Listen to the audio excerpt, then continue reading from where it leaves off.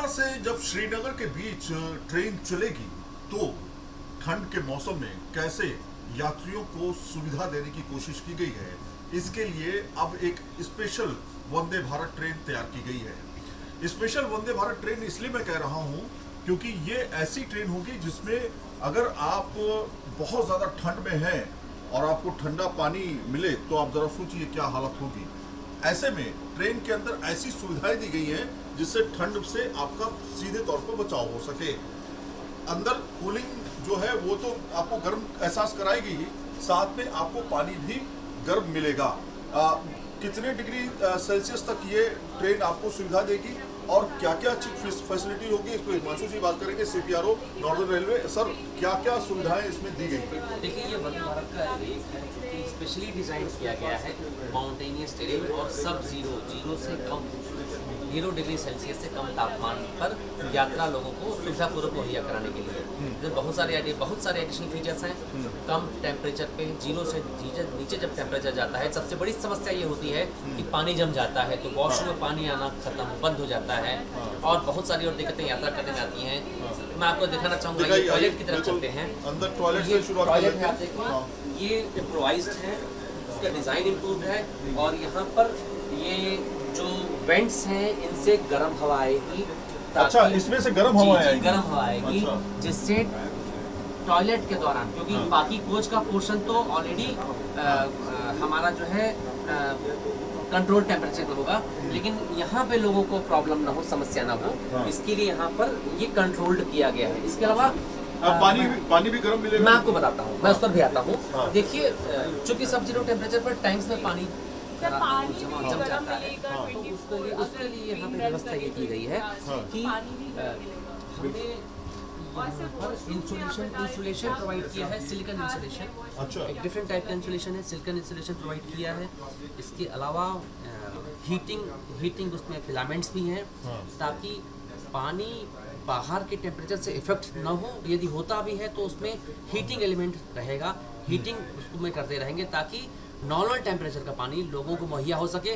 यदि पानी का टेम्परेचर नॉर्मल रहेगा तो टैंक्स में पानी नहीं जमेगा, पंप्स हमारे ठीक से काम करें, इसके लिए भी अलग से इंसुलेशन की व्यवस्था की गई है। तो कुल मिलाकर 2-3 चैलेंजेस जो बड़े होते हैं कि पानी न जमे टॉयलेट में, पंप्स फ्रीज ना करें, पंप्स काम करते रहे सुचारू रूप से, इसके लिए विशेष रूप से इंसुलेशन प्रोवाइड किया गया है, उपलब्ध किया गया है। ठीक है, तो आपने टॉयलेट देख लिया, आपने केबिन देख लिया कहाँ पे, लेकिन ड्राइवर कैब में किस तरह के जो हमारे लोको पायलट होंगे, वो जो ड्राइव कर रहे होंगे इसको, तो कैसी दिक्कतें आएंगी?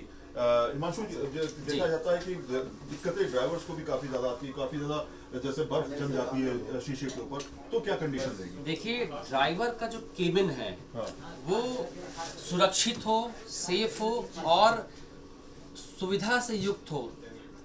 ये सेफ्टी पॉइंट ऑफ व्यू से बहुत जरूरी होता है। इसको ध्यान में रखते हुए कई चीजें की गई हैं। देखें आप, इसकी पहले तो सीट्स देखें, इनकी कुशनिंग इम्प्रूव्ड है, इम्प्रूव्ड कुशनिंग है। यदि लंबी दूरी पर भी ड्राइवर जाते हैं तो और इसमें बेहतर आराम महसूस होगा। अगर सामने हम विंड स्क्रीन पे देखें तो ये देखने में साधारण लग रही है, लेकिन ये साधारण है नहीं। ये 3 लेयर में बनी हुई है और इसमें बीच में इनविजिबल है लेकिन हीटिंग एलिमेंट्स लगे हुए हैं। अच्छा जी।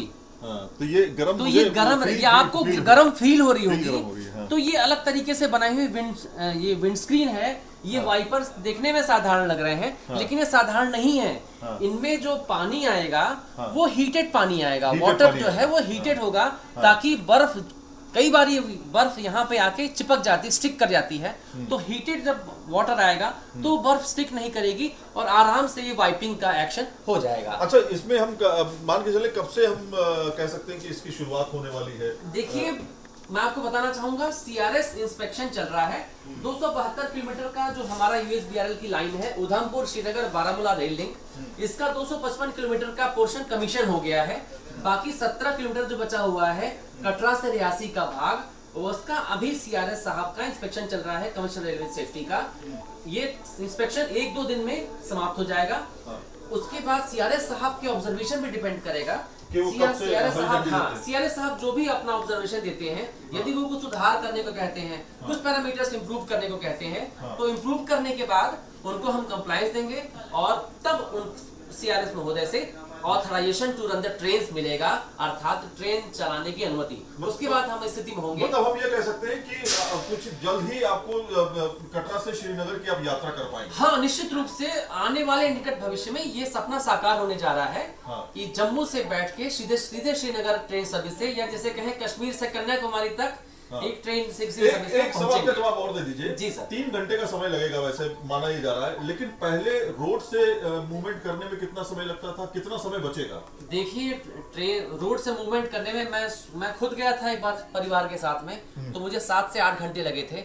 और अब हम उम्मीद ऐसी कर रहे हैं कि 3 से 4 घंटे में, 3, 4, मतलब आधे 4.5 में लगभग आधे समय में। और महत्वपूर्ण बात यह है, ऑल वेदर कनेक्टिविटी रहेगी। हाँ। अभी पिछले दिनों में श्रीनगर में स्नोफॉल हुआ था, एयर ट्रैफिक 2 दिन सस्पेंड रहा, हाँ। रोड ट्रैफिक पूरी तरह बंद था, 8-8 घंटे जाम था। तब भी हमारे यहाँ हमारे रेल कर्मियों ने स्नो जो था ट्रैक पे, उसको 3 से 4 घंटे में क्लियर कर दिया था।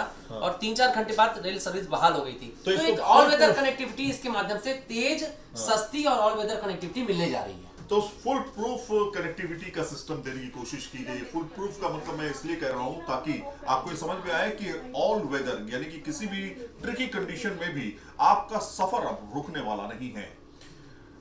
जर्नलिस्ट संदीप सिंह के साथ Syed Aamir Hussain, news nation Delhi. News nation अब व्हाट्सएप पर खबरों के ताजा अपडेट के लिए न्यूज नेशन के इस QR कोड को स्कैन करें।